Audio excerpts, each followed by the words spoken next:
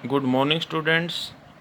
In class 11th, yesterday we have discussed about the acceleration.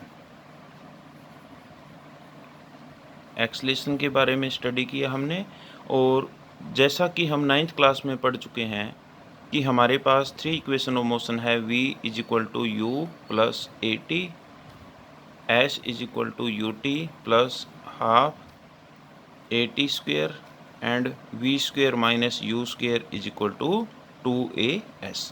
आज हम in equation को drive करना सीखेंगे, ठीक है। तो सबसे पहले मान लेते हैं आज का हमारा टॉपिक है formula for uniformly accelerated motion along a straight line path, ठीक है। मान लेते हैं कि कोई भी ऑब्जेक्ट है ओ से स्टार्ट करता है चलना एक्स एक्सिस के along. At time t is equal to 0 the object is at point O. After some time t1 it reaches at point A and covers a displacement x1, and another time t2 it reaches at point B and covers a displacement x2. Let v1 and v2 be the velocities of object at point A and B. तो हमने मान लिया कि जो A point पर velocity है object की वो v1 है और B पॉइंट पर जो वेलोसिटी है वो v2 है, ठीक है। तो अब सबसे पहले जो फर्स्ट इक्वेशन है v is equal to u plus a t, इसको ड्राइव करने के लिए इसका जो नेम है इक्वेशन का that is velocity time relation, यानी वेलोसिटी और टाइम के बीच में रिलेशन को हमने शो करना है, ठीक है। तो सबसे पहले हमें पता है कल एक्सेलेरेशन के बारे में हमने पढ़ा था। एक्सेलेरेशन क्या होती है? चेंज इन वेलोसिटी बाय में टाइम टेकन। तो यहाँ पर वेलोसिटी में कितना चेंज होगा ए से बी तक जाने में, तो वो लिख सकते हैं फाइनल वेलोसिटी v2 माइनस में इनिशियल वेलोसिटी v1। टाइम में कितना चेंज हुआ t2 माइनस t1, ठीक है। तो ये हमारे पास एक्सेलेरेशन की इक्वेशन होगी v2 minus v1 is equal to by में t2 माइनस t1। अगर v2 माइनस v1 देखें तो ये एक्सेलेरेशन के साथ टाइम मल्टीप्लाई हो जाएगा, ठीक है। अगर हम v2 की वैल्यू देखेंगे तो यहाँ पर v1 माइनस का है, इधर आकर प्लस हो जाएगा। तो ये इक्वेशन होगी v2 is equal to v1 plus a into में चेंज इन टाइम। इसको इक्वेशन 1 मान सकते हैं। अगर हम पुट करें कि अगर ये v2 है फाइनल वेलोसिटी, अगर हम इसको v से नोट करते हैं, इनिशियल वेलोसिटी v1 है उसको u से नोट करते हैं, और जो चेंज इन टाइम है उसको t से नोट करते हैं, तो इक्वेशन 1 में जब ये वैल्यू पुट करेंगे तो v2 की जगह v रख दिया, v1 की जगह u रख दिया और प्लस में a और चेंज इन टाइम को t रख दिया। तो that is our first equation of motion, ठीक है। अब सेकेंड इक्वेशन जो मोशन की है s is equal to u t plus half a t square. तो इस इक्वेशन को लिख सकते हैं s का अर्थ है डिस्प्लेसमेंट यानी पोजीशन और टाइम के साथ। तो हम पोजीशन टाइम रिलेशन को कैसे सोल्व कर सकते हैं? मान लेते हैं कि जो एवरेज वेलोसिटी है उसको v एवरेज से नोट करता हूँ, B the average velocity of object during the motion of object from A to B. जब वो ऑब्जेक्ट ए से बी तक मूव करता है तो उसकी एवरेज वेलोसिटी को हम वी एवरेज से नोट कर लेते हैं। तो जो एवरेज वेलोसिटी है वो क्या होगी?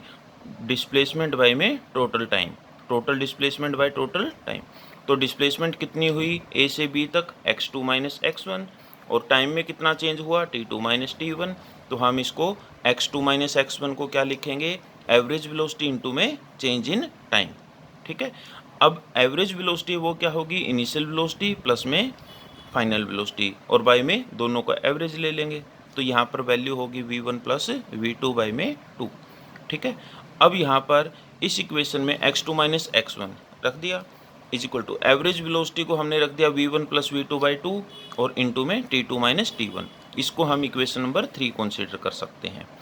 अब पुट फ्रॉम इक्वेशन 1, अगर इक्वेशन 1 से v2 की वैल्यू, तो इक्वेशन 1 ये थी, यहाँ पर हमें v2 की वैल्यू गिवन थी, तो v2 की वैल्यू अगर ये पुट करें इक्वेशन नंबर 3 के अंदर तो हमारे पास x2 माइनस x1 और ये v1 है। v2 की वैल्यू हमने इक्वेशन 1 से पुट की तो ये वैल्यू हमने रख दी, ठीक है, बाय में 2 और इंटू में चेंज इन टाइम, ठीक है। तो ये हमारे पास वैल्यू पुट करने के बाद v1 प्लस v1 क्या हो जाएगा? 2v1, ठीक है। तो यहाँ पर हम रख सकते हैं कि यहाँ पर x2 माइनस x1 और यहाँ पर v1 plus v1 2v1 by में 2, और प्लस में ये हमने एलसीएम से पहले वाली टर्म में लिख दिया अलग अलग करके, ठीक है। तो यहाँ पर 1/2 ए इंटू में T2 माइनस T1 और इंटू में T2 माइनस T1, ठीक है। अब हमारे पास वैल्यू होगी, वो होगी x2 माइनस x1, टू से 2 कैंसिल आउट, v1 और इंटू में T2 माइनस T1 के अंदर मल्टीप्लाई कर दी, प्लस में हाफ a और इनको मल्टीप्लाई करोगे तो होल स्क्वायर हो जाएगा T2 माइनस T1 का होल स्क्वायर, इक्वेशन नंबर 4। अब हम पुट करें वैल्यू, अगर इनिशियल वेलोसिटी u है, T2 माइनस T1 को t के इक्वल रख सकते हैं या T2 को t रख दिया और इनिशियल टाइम हमने 0 कंसीडर कर लिया, और जो x2 माइनस x1 है उसको टोटल डिस्प्लेसमेंट s से नोट कर सकते हैं, ठीक है।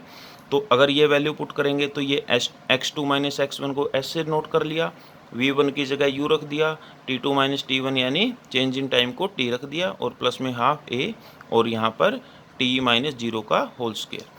अब यहाँ पर देखो ये वैल्यू क्या होगी, s is equal to u into t u t plus में हाफ ए टी स्क्वायर। तो ये हमारी सेकंड इक्वेशन ऑफ मोशन कहलाती है, ठीक है। अब थर्ड इक्वेशन है that is v square minus u square is equal to 2as।